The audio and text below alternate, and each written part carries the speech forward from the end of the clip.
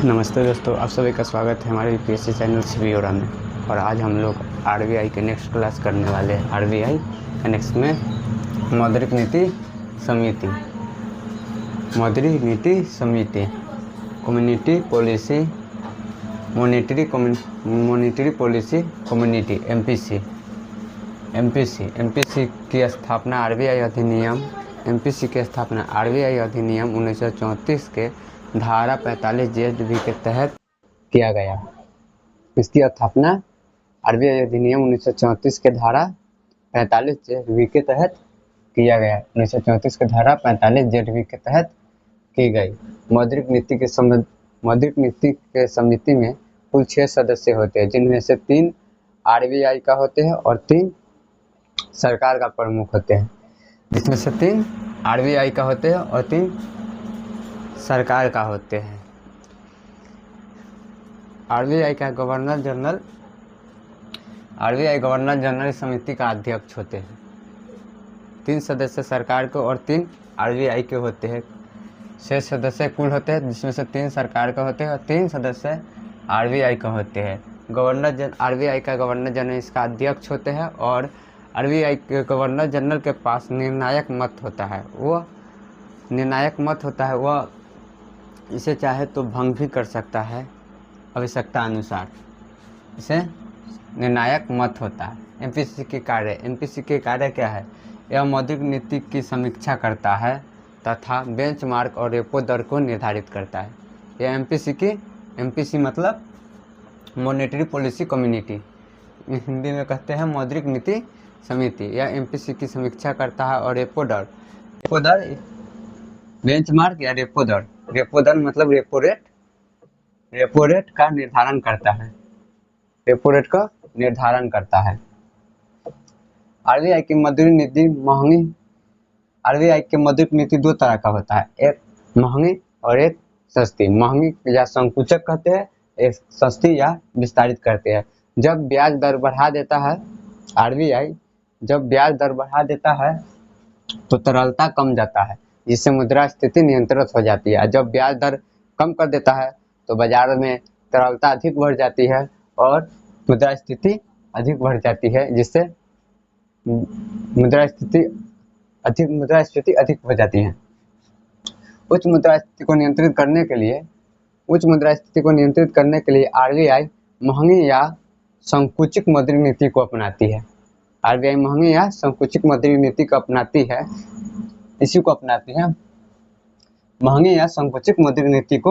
अपनाती है।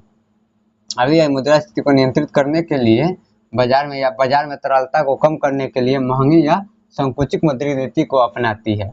जबकि आरबीआई को जब मुद्रा स्थिति को बढ़ाना होता है, अर्थव्यवस्था में जब मुद्रा स्थिति को बढ़ाना होता है, तो सस्ती या विस्तारित मौद्रिक नीति को अपनाती है। जब बाजार में तरलता मतलब पैसा ही होता है ना, जब तरलता को बढ़ाना होता है तो वह सस्ती या विस्तृत मौद्रिक नीति को अपनाती है। आरबीआई को सरकार का बैंक कहा जाता है। इसके अंतर्गत आरबीआई 3 मुख्य कार्य करती है। पहला, वह सरकार के प्रतिनिधि के रूप में कार्य करती है। विभिन्न राष्ट्रीय अंतर्राष्ट्रीय सम्मेलन में आरबीआई सरकार के तरफ से भाग लेती है। आरबीआई सरकार के प्रतिनिधि के रूप में काम करता है। विभिन्न अंतर्राष्ट्रीय संस्था जैसे IMF, विश्व बैंक इत्यादि के सम्मेलन में आरबीआई गवर्नर सरकार के प्रतिनिधि के रूप में भाग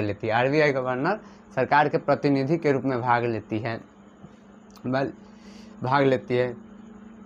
दूसरा, आरबीआई सरकारी प्रतिभूति का प्रबंधन करता है केंद्र और राज्य दोनों में। आरबीआई सरकारी प्रतिभूति का प्रबंधन करता है। सरकारी प्रतिभूति बाजार में जब सरकार बेचती है तो जिससे पैसा लेती है, उसके बदले कुछ लेगी ना, तो पैसा लेगी जब सरकारी प्रतिभूति दे। लेकिन उसका रेट अगर 100 रुपया का वो प्रतिभूति है तो उसे 90 रुपये में बेचा जाता है। उससे ब्याज नहीं मिलता, क्योंकि 10 रुपया जब तक आपको मुनाफा नहीं होगा तब तक आप थोड़ी खरीदिएगा। 100 रुपया का सामान अगर 100 रुपया में मिले, आने वाले समय में भी उसको आप 100 रुपया में बेचेंगे तो कोई फायदा ही नहीं है। इसीलिए 90 रुपये में बेचा जाए। आरबीआई सरकार के ऋण दान और कार्यक्रम का संचालन करता है। आरबीआई सरकार को ऋण दान और कार्यक्रम में संचालन करता है। इसका अर्थ है कि आरबीआई सरकार को ऋण देता है, उधारी देता है ब्याज पे, और उसके बदले ब्याज लेता है। आगे हम लोग पढ़ते हैं, इसको लिख लीजिए। आगे हम लोग देखते हैं प्रतिभूति। प्रतिभूति क्या होता है? प्रतिभूति वह प्रपत्र है। प्रतिभूति वह प्रपत्र है जिसके माध्यम से सरकार या निजी कंपनी पूंजी जुटाती है। प्रतिभूति वह प्रपत्र है जिसके माध्यम से सरकार या निजी कंपनी पूंजी जुटाती है। प्रतिभूति दो प्रकार के होते हैं। प्रतिभूति दो प्रकार का होता है, एक अल्पकालिक और दूसरा दीर्घकालिक। अल्पकालिक जिसकी अवधि 1 वर्ष से कम होती है, 1 वर्ष से कम होती है, और दीर्घकालीन जिसकी प्रतिभूति 1 वर्ष या उससे अधिक होती है। न्यूनतम 1 वर्ष या उससे अधिकतम जितना हो जाए, 10 वर्ष, 20 वर्ष, 50 वर्ष, जितना हो जाए। प्रतिभूति दो प्रकार से जारी भी किया जाता है।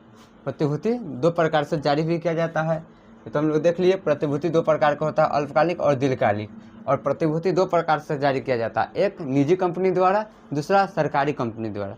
पहला निजी संस्था जिसे निजी कंपनी द्वारा जारी किया जाता है, दूसरा सरकारी संस्था जिसे सरकार द्वारा जारी करता है। ये सरकारी प्रतिभूति केंद्र और राज्य दोनों में जारी किया जाता है, दोनों में जारी किया जाता है।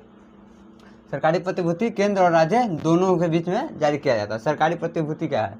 सरकारी प्रतिभूति वह प्रतिभूति है जिसके माध्यम से सरकार बाजार से पूंजी जुटाती है। सरकारी प्रतिभूति वह प्रतिभूति है जिसके माध्यम से सरकार बाजार से पूंजी जुटाती है।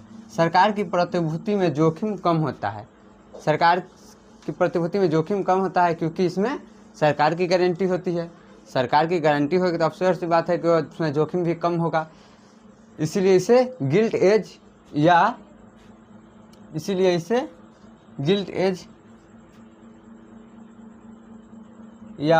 एज प्रतिभूति कहा जाता है। इसीलिए इसे गिल्ट एज प्रतिभूति कहा जाता है। अब सरकारी प्रतिभूति दो तरह से जारी होता है, एक केंद्र सरकार द्वारा, दूसरा राज्य सरकार द्वारा। लिख लीजिए, इसके बाद हम लोग उसको पढ़ते हैं।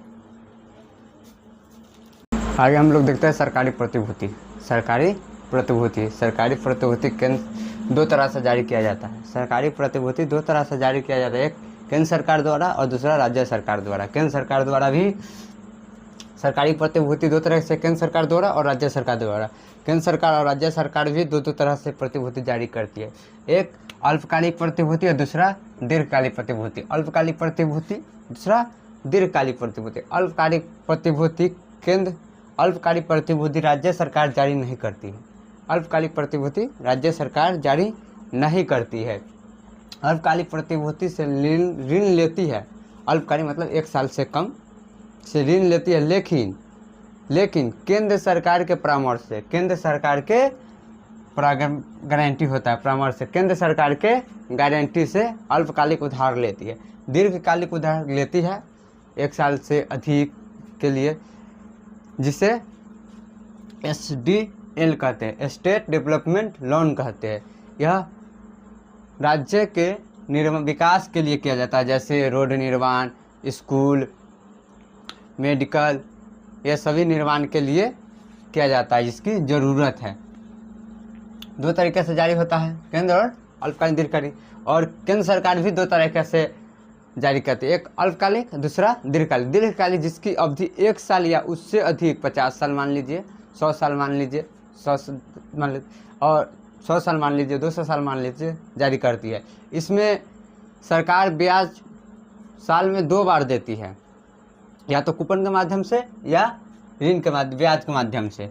सरकारी ब्याज कूपन के माध्यम से वर्ष में 2 बार देती है, 6 महीने पे देती है।